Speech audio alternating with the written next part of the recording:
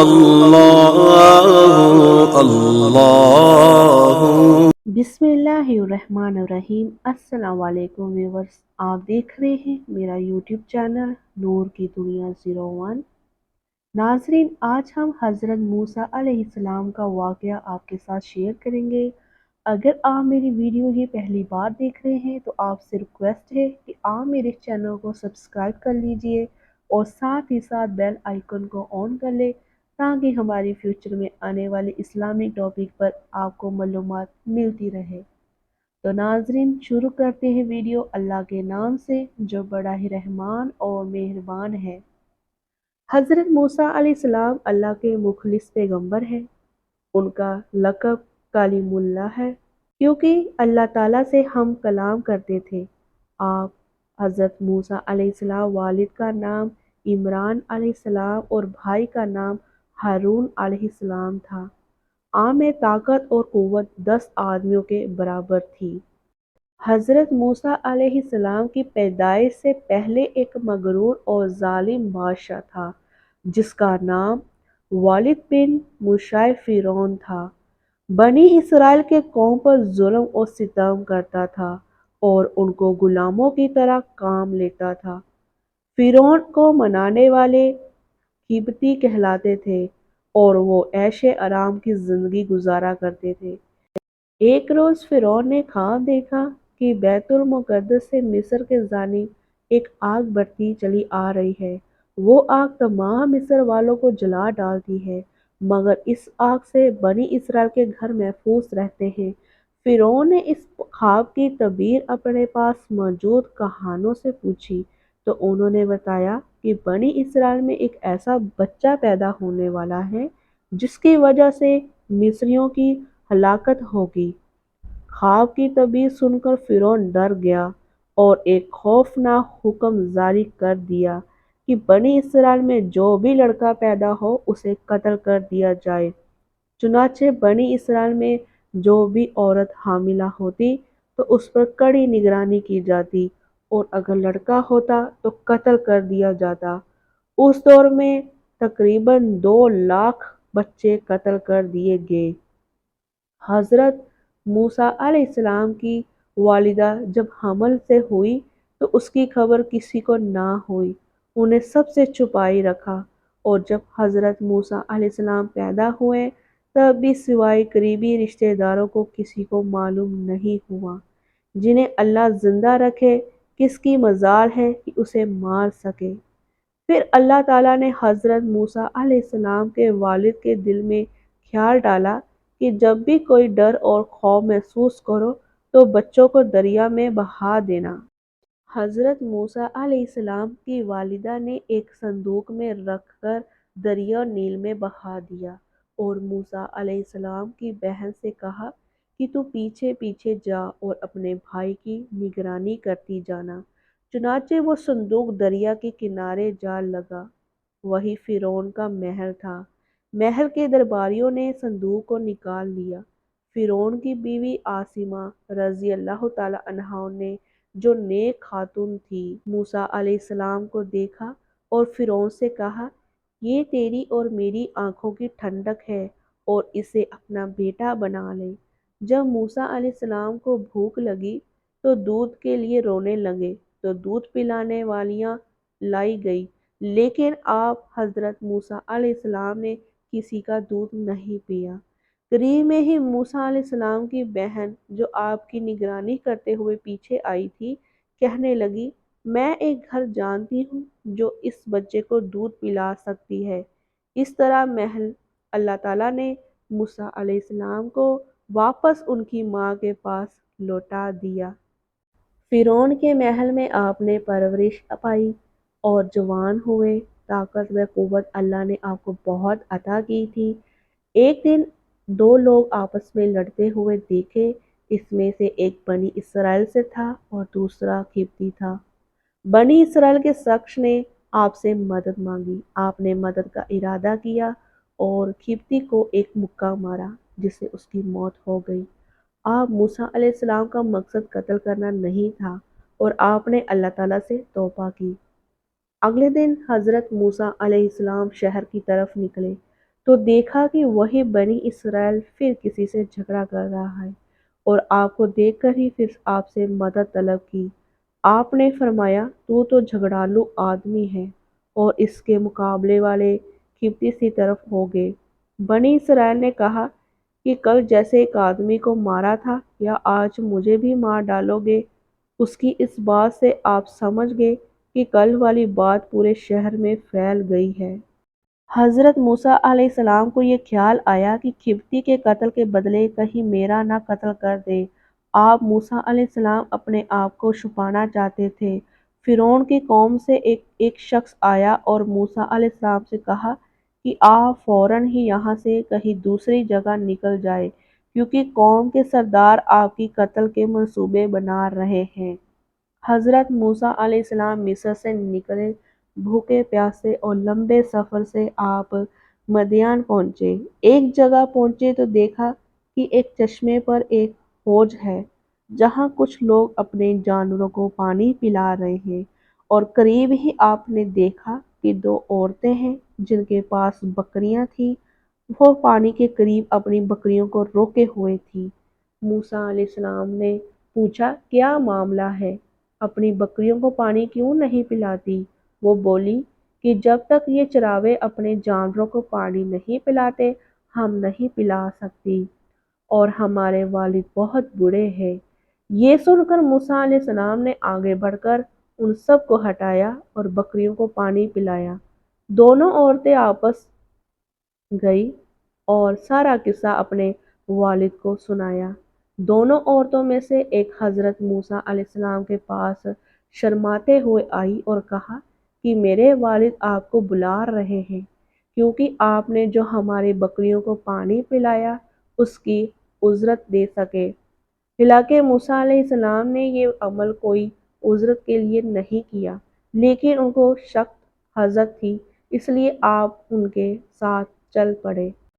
گھر پہنچ کر حضرت موسیٰ علیہ السلام اور شعیب علیہ السلام سے ملاقات ہوئی۔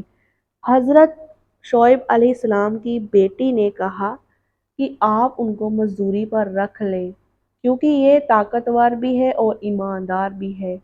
پھر حضرت شعیب علیہ السلام نے اپنے ایک بیٹی سے ان کا نکاح کر دیا، اور مہر کے عوض 8 سال مزدوری کو کہا، اور یہ بھی کہا کہ اگر 10 سال کرے تو یہ بہتر اور احسان ہے۔ چنانچہ حضرت موسیٰ علیہ السلام نے 10 سال پورے کیے۔ 10 سال پورے کرنے کے بعد حضرت موسیٰ علیہ السلام نے اپنے وطن مصر جانے کا ارادہ کیا اور اپنے بیوی کو ساتھ لیے واپس چلے۔ سفر کے دوران سردی کافی تھی، اندھیری رات تھی۔ موسیٰ علیہ السلام کو دور پہاڑی پر ایک آگ دکھائی دی۔ وہاں اپنی بیوی کو بولے، میں آگ لے آتا ہوں تاکہ سردی سے بچ جا سکے۔ حضرت موسیٰ علیہ السلام آگ کے پاس پہنچے تو دیکھا وہ کوئی آگ نہیں تھی بلکہ ایک درخت سے نور نکل رہا تھا۔ موسیٰ علیہ السلام بہت حیران ہوئے۔ جب اور قریب ہوئے تو اس میں سے آواز سنائی دی۔ یہ آواز اللہ رب العزت کی اپنے بندے حضرت موسیٰ علیہ السلام کے درمیان تھی۔ اللہ تعالیٰ نے فرمایا، ہے موسیٰ، میں تمہارا پروردگار بول رہا ہوں۔ پھر آواز آئی، یہ تمہارے ساتھ میں کیا ہے؟ موسیٰ علیہ السلام نے جواب دیا، یہ میری لاٹھی ہے جسے ٹیک لگاتا ہوں اور اپنے بکریوں کے لیے پتے جھاڑتا ہوں، اور بھی فائدے ہیں۔ پھر حکم ہوا، اسے نیچے زمین میں ڈال دے۔ جو ہی موسیٰ علیہ السلام نے لاٹھی نیچے گرائی تو سانپ بن کر دوڑنے لگا۔ یہ دیکھ کر آپ حضرت موسیٰ علیہ السلام پیٹھ پھیر کر بھاگے، پیچھے مڑ کر بھی نہ دیکھا۔ پھر اللہ تعالیٰ نے ارشاد فرمایا، موسیٰ ڈر مت اور اس لاٹھی کو پکڑ، ہم دوبارہ لاٹھی بنا دیں گے۔ آپ موسیٰ علیہ السلام نے سانپ کو پکڑا تو وہ لاٹھی بن گئی۔ اللہ تعالیٰ نے پھر فرمایا، اپنے ہاتھ کو اپنے گریبان میں ڈال۔ موسیٰ علیہ السلام ایسا ہی کیا۔ جب ہاتھ باہر نکالا تو آپ کا ہاتھ سورج کی طرح چمکنے لگا۔ اللہ تعالیٰ نے 2 معجزے حضرت موسیٰ علیہ السلام کو دیے اور فرمایا، فرعون اور اس کے قوم کی طرف جا، یقیناً وہ بہت سرکش میں نافرمان ہے۔ پھر موسیٰ علیہ السلام نے کہا، ہے میرے پروردگار، میری زبان کی گرہ کھول دے اور میرے کام میں آسانی فرما، اور میرے بھائی ہارون علیہ السلام کو میرے ساتھ کر دے۔ اللہ تعالیٰ نے آپ کی دعا قبول فرمائی۔ اس طرح حضرت موسیٰ علیہ السلام اور حضرت ہارون علیہ السلام کو اللہ تعالیٰ نے نبوت سے سرفراز فرمایا۔ حضرت موسیٰ علیہ السلام واپس ہوئے اور اپنے بھائی حضرت ہارون علیہ السلام کو ساتھ لیا اور فرعون کے محل پہنچے۔ محل کے درباروں نے آپ کو اندر جانے نہیں دیا۔ موسیٰ علیہ السلام نے کہا، میں قاصد ہوں، یعنی پیغام لے کر آیا ہوں، تو درباروں نے اندر جانا دیا۔ موسیٰ علیہ السلام نے فرعون کو دین کی دعوت دی تو فرعون نے کہا کہ تیرا رب کون ہے؟ جواب میں موسیٰ علیہ السلام نے کہا، وہ آسمانوں و زمین کے تمام چیزوں کا رب ہے۔ یہ بات موسیٰ علیہ السلام نے تمام درباریوں سے مخاطب ہو کر کی تھی۔ پھر فرعون بولا، اگر تو اپنے وعدے میں سچا ہے تو نشانیاں پیش کر۔ اب موقع آ گیا تھا کہ وہ دونوں معجزے پیش کیے جائے۔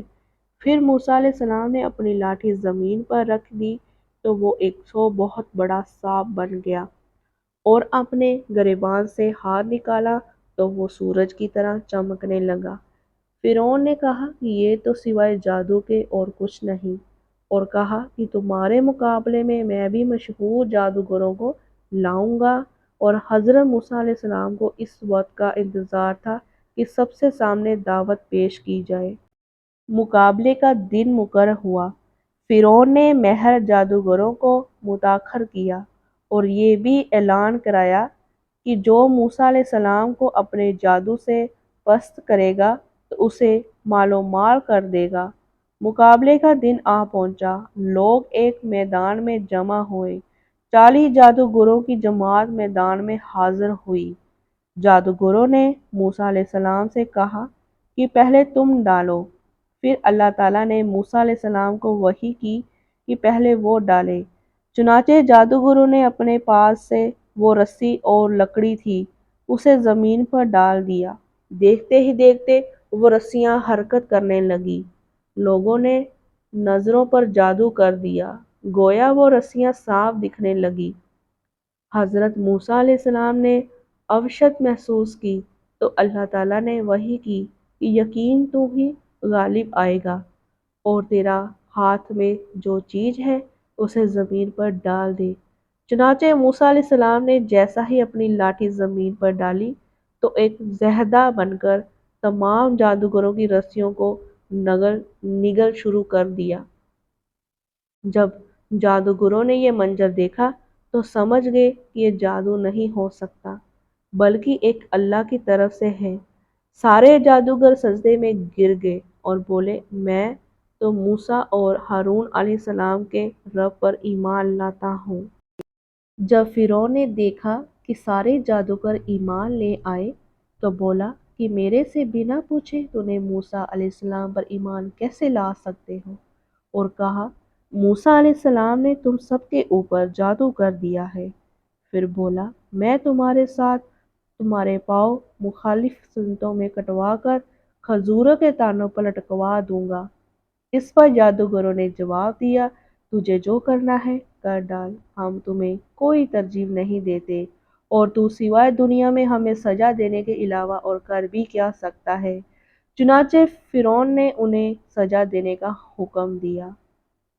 اللہ تعالیٰ نے فرعون اور اس کی قوم پر 9 معجزے عذاب کے نازل کیے، جیسے کہ ٹڈیوں کا عذاب، خون کا عذاب اور مینڈک کا عذاب۔ اور بھی فرعون اور اس کی قوم موسیٰ علیہ السلام سے دعا کے لیے کہتی تو موسیٰ علیہ السلام دعا فرماتے تو وہ عذاب ٹل جاتا، لیکن پھر وہ سرکشی اور نافرمانی میں کرنے لگتے تو آخرکار اللہ تعالیٰ نے موسیٰ علیہ السلام کو وحی کی کہ راتوں رات تو میرے بندوں کو لے کر نکل جا۔ بنی اسرائیل کی کل تعداد 6 لاکھ تھی۔ صبح جب فرعون کو یہ معلوم ہوا تو اس نے ان کا پیچھا کرنے کا حکم دیا۔ موسیٰ علیہ السلام اپنے لشکر کو لیے بحر احمر کے کنارے پہنچے۔ जब ये पीछे मुड़कर देखा तो फिरौन और उसका लश्कर पीछा करते हुए चला आ रहा है। बनी इसराइल परेशान हो गए कि अब क्या होगा। पीछे फिरौन और उसका लश्कर और आगे समुंदर की ऊंची लहरें हैं। फिर मूसा अलैहिस्सलाम को अल्लाह ताला की तरफ से वही की गई, पानी पर अपनी लाठी मारो। जो ही आपने लाठी मारी तो समुंदर में रास्ता बन गया और पानी पहाड़ों की तरह खड़ा हो गया। सबके सब उस रास्ते से बाहर निकल गए। जब ऐसे ही फिरौन और उसका लश्कर पानी के पास पहुंचे तो देखा कि समुंदर में रास्ता बना हुआ है। पहले तो फिरौन डरा कि ये क्या माजरा है, लेकिन फिर उसने अपने घोड़ों और लश्कर को लेकर उस रास्ते पर दाखिल हुआ। इधर बनी इसराइल का आखिरी आदमी समुंदर से निकल रहा था और दूसरी तरफ फिरौन का आखिरी आदमी समुंदर में दाखिल हो रहा था। अल्लाह ताला के हुक्म से पानी जा मिला और फिरौन और उसका लश्कर पानी में गर्क हो गए। जब फिरौन डूब रहा था तो कहने लगा कि मैं मूसा अलैहिस्सलाम के रब पर ईमान लाता हूँ। उस वक्त तौबा कबूल नहीं हुई, क्योंकि मौत के आखिर वक्त में जब फरिश्ते देखने लगते हैं तो तौबा कबूल नहीं होती। अल्लाह ताला ने फिरौन की लाश को लोगों की इबरत का नमूना बना दिया और आज भी सही सलीम मिस्र के अजेब घर में मौजूद है। फिरौन की निजात के बाद बनी इसराइल को आराम और सुकून हासिल हुआ। हज़रत मूसा अलैहिस्सलाम कोहे तूर पर अल्लाह ताला से हम कलाम हुआ करते थे और आप हज़रत मूसा अलैहिस्सलाम तौरात किताब दी गई। एक बार आप हज़रत मूसा अलैहिस्सलाम ने अल्लाह के दीदार की ख्वाहिश की थी।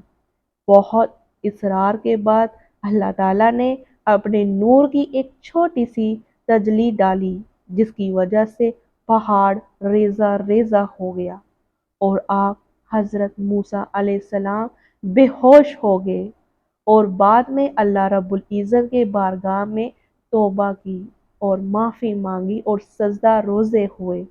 हज़रत मूसा अलैहिस्सलाम के और भी बहुत सारे किस्से हैं, लेकिन ये मुख्तसर किस्से में हज़रत मूसा अलैहिस्सलाम के बचपन और फिरौन की हलाकत का जिक्र किया गया है। अल्लाह इस किस्से को पेश करते हुए अगर कोई कोताही हो गई तो माफ़ फरमाइएगा, आमीन। अगर आपको ये वीडियो पसंद आई है तो आप हमारे चैनल को लाइक कीजिए और सब्सक्राइब कीजिए। हम आपको मिलेंगे नेक्स्ट वीलॉग में। तब तक के लिए अल्लाह हाफिज़।